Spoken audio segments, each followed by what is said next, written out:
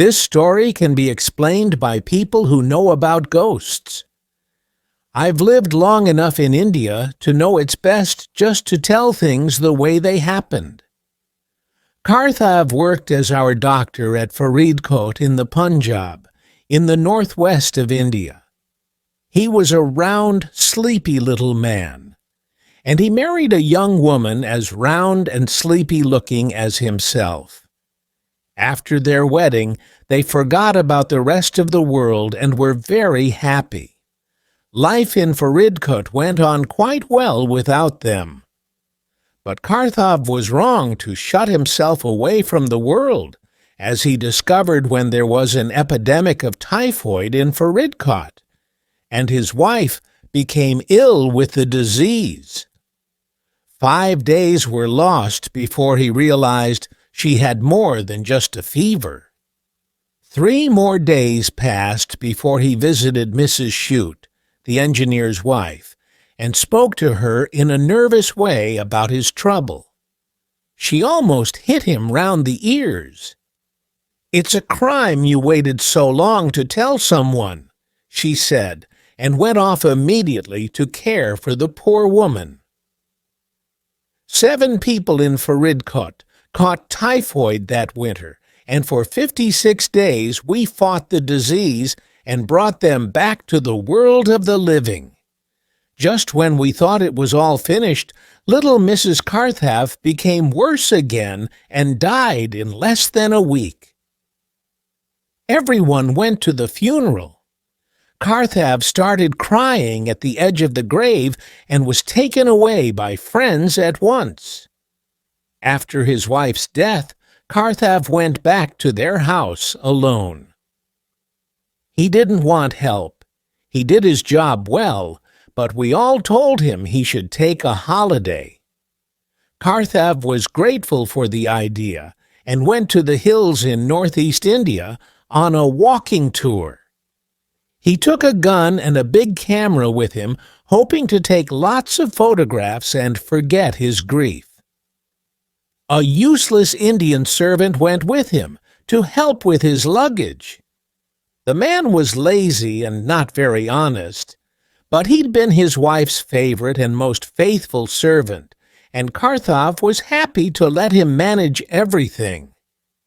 On his way back from the hills, Karthav went to a place called Bagi.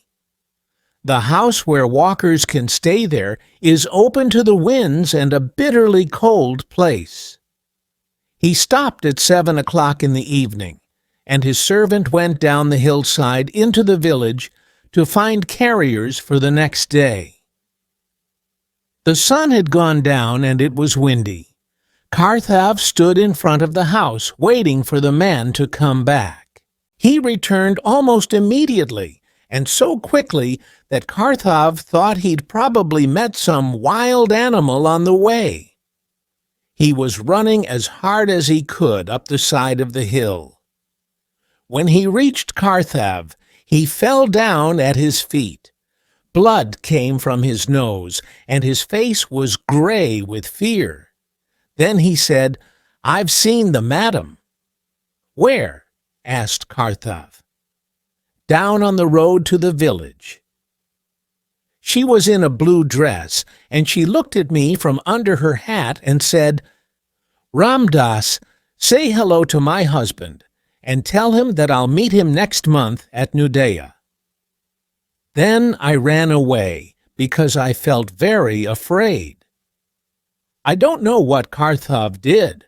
Ramdas said he walked up and down in front of the house and waited for the Memsahib to come up the hill, holding out his arms in front of him like someone who was crazy.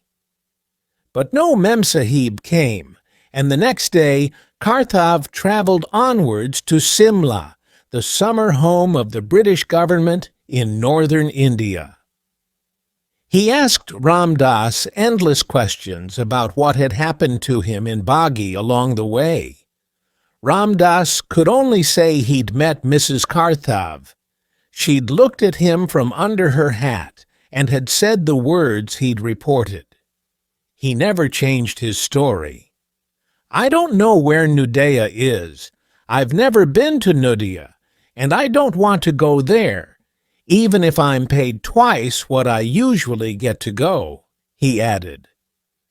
Nudea is in Bengal in southern India. It has nothing to do with a doctor working in the Punjab. It's more than 1,200 miles south of Faridkot, where Karthav lived.